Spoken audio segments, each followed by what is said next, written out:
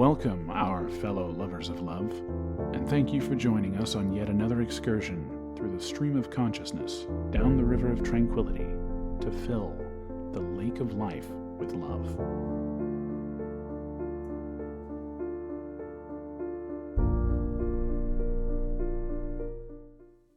All right, we are back.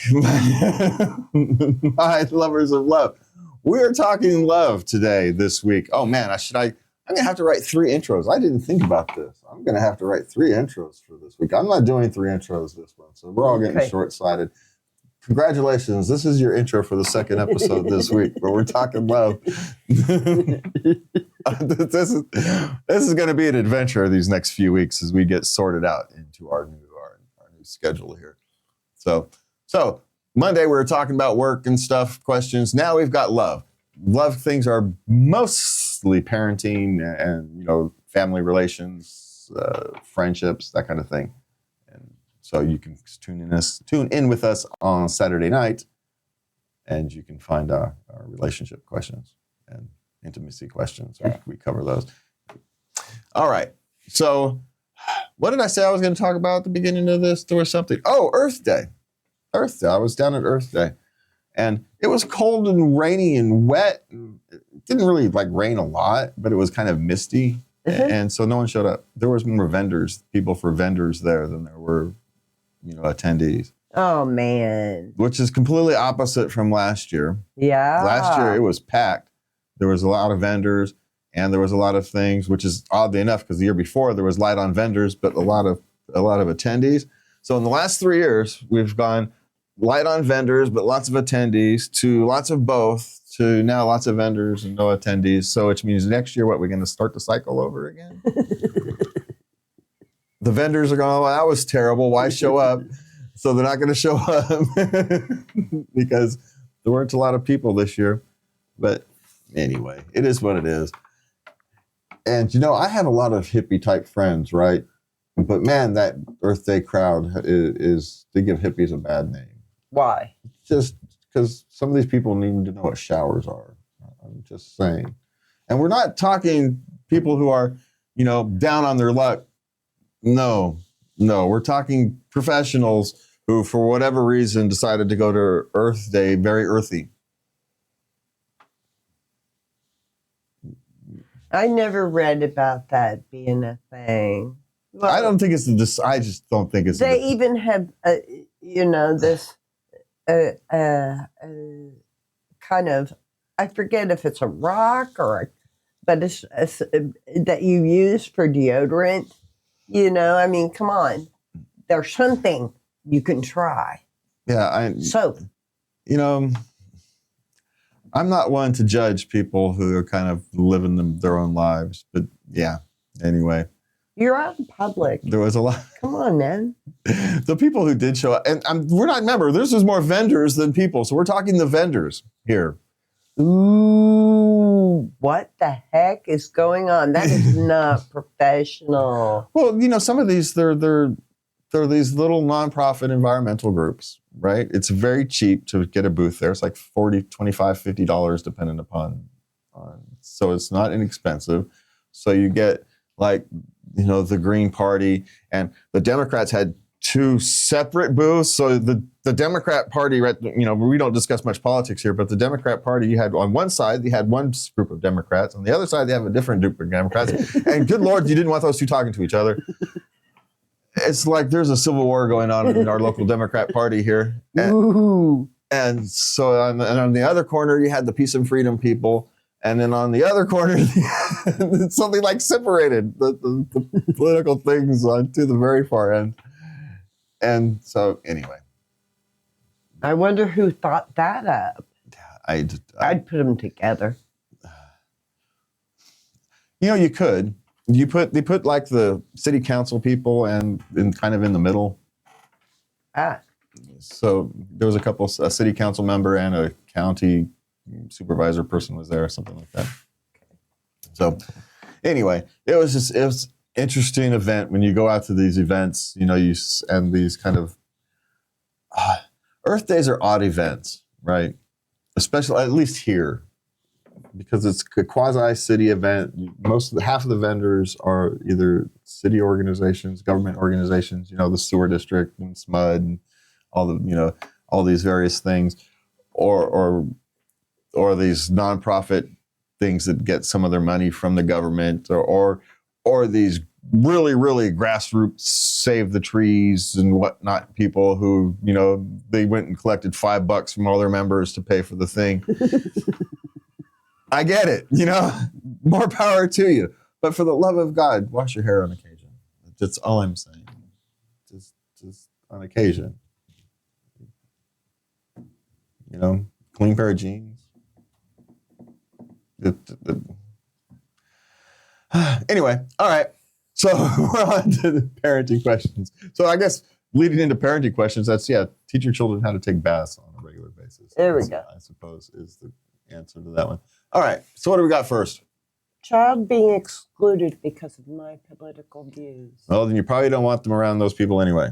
There you go. Is my suggestion. I mean, it's a sad state of affairs when children, when we can't be civil to each other because we have different politics.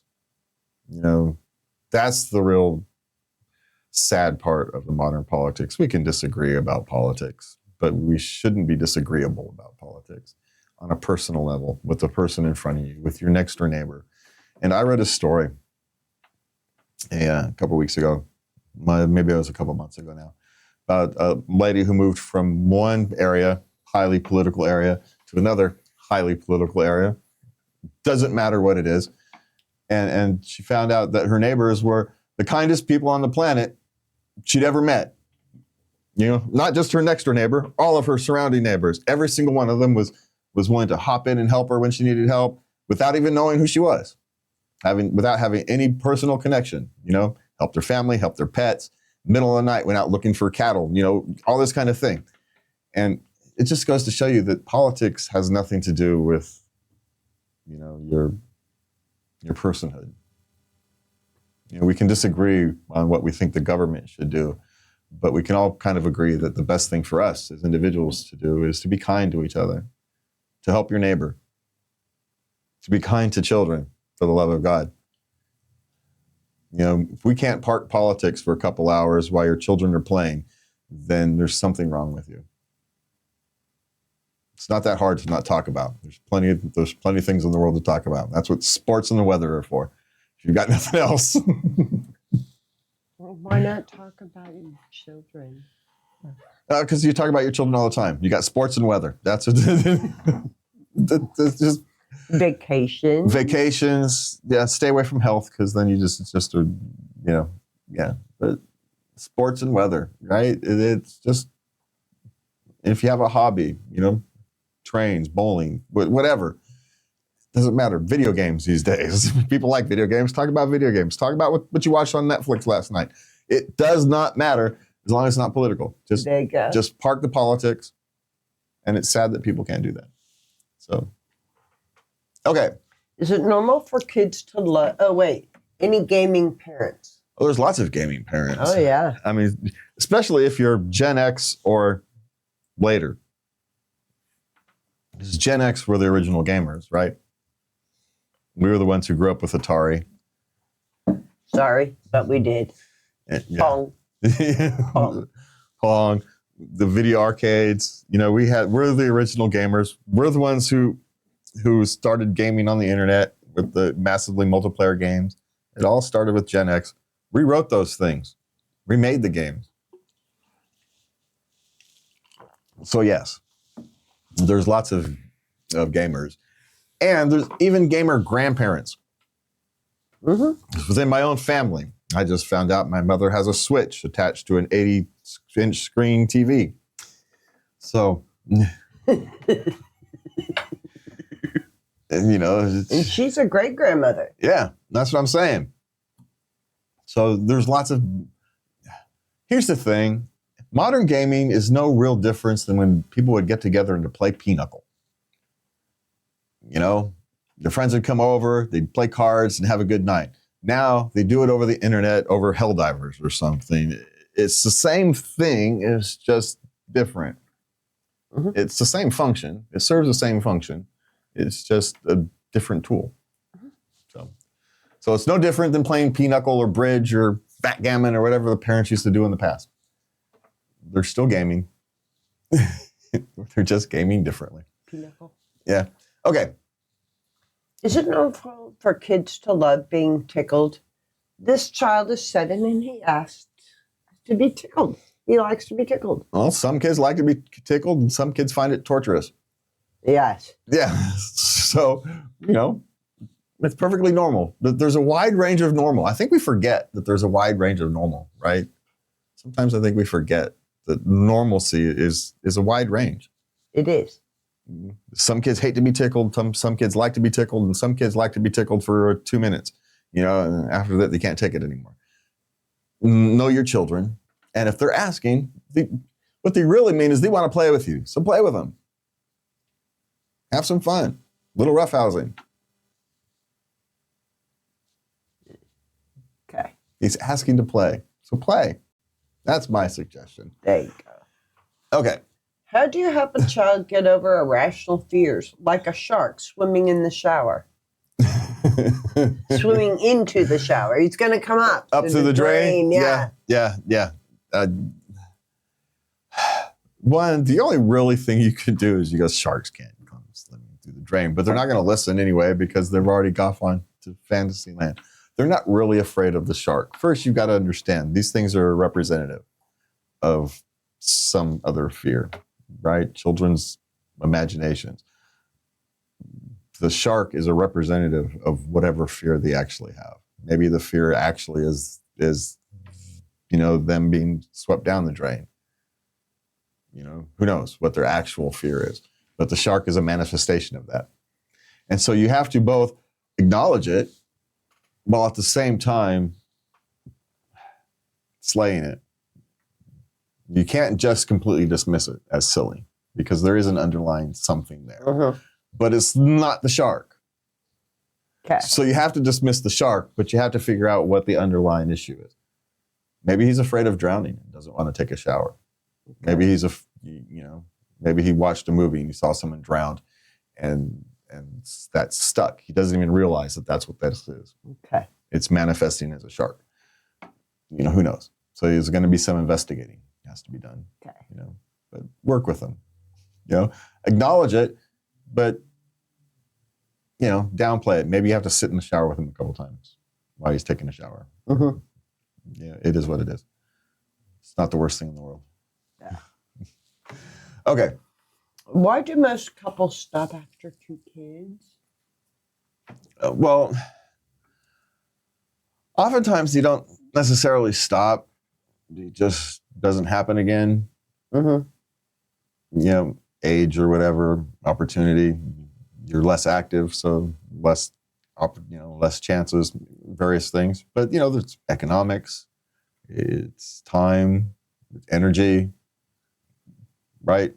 I wouldn't have wanted to have kids after I was 30. So if I had started when I was 28, I'd only have 2 kids, right? I had my last one when I was 30. Mm-hmm. So if I'd started later, I would have had less children because I didn't want to have any infants after. No. Just no, right? So there's all these kind of choices. It's no single thing. It's a wide range of choices. And a lot of people think 2 is enough. Mm-hmm. And other people think there's as many as we can have is what's enough. And there's, again, normalcy is the wide range. Okay. Baby shower. Is it bad to gift generic baby diapers versus brand name diapers? Pay the extra money and get the brand name diapers. Well, here's the thing about diapers. You never know which brand of diapers is going to work best for your baby. Babies are built different, and so are diapers. Mm-hmm. And sometimes, one brand may work for kid number 1, but a different brand is going to work for kid number 2. And, and who knows what the hell kid number 3 is going to need. So, generically speaking, I would agree with you. Just spend the extra $2-3, and even if you're just buying a smaller package, right? Buy the smaller package of the better diaper. But the best thing to do is find their preference and get their preference. Yes. Whatever that happens to be. And, generally speaking, I always preferred giving. Cash is always a much better option. I know it's not as fun to open, because there's not a gift, but it's so much more practical because they can actually buy what they need. You get a bunch of infant diapers, and by the time you don't even get through them all, by the time your infant is changed. Or what happens if you have a big one, and now you got a bunch of these infant diapers, and you got this big baby who's already outgrown them. See what I'm saying? Mm-hmm. And so there's... Maybe I'm overly practical, okay? I'll acknowledge this. Well, how are you going to build a diaper pyramid for the baby shower? Buy generics. And you give them away to a women's shelter or something. Okay. You do something productive. You don't throw them away. That'd be useful. There's lots of people who would use those. So, if you want to just have fun, just have some fun. But I want to be practical. Okay. Because if you build a baby shower out of diapers, what are you going to do? You go for this, you'd have to get 3-month-old diapers, and then you should have to store them for a couple months. Mm-hmm. So you could know that at least they'd be used. So infants they're so hard to buy diapers for. So my suggestion is maybe one person buys the infant pack of diapers, everybody else gives them diaper money or pays for a diaper service or something of that nature. Okay. Everybody chip in for a diaper service would be, if I were to give a suggestion on a diaper gift for a thing, diaper service for the first couple months. Nice. Would be Yeah. Not as much fun as a diaper pyramid, I understand, but it's much more practical. And I do get it. I can be guilty of being overly practical. I am guilty, as you well know. Uh-huh. But I had, that's your love language. So, I had to learn to see it. Yeah, it just is. I try. I try to bring some emotion back into that. I'm just not all that great at it. I think you're wonderful. All right. So we're speaking about bringing stuff back into relationships. We're going to move on to our relationships candle so you can join us on Saturday.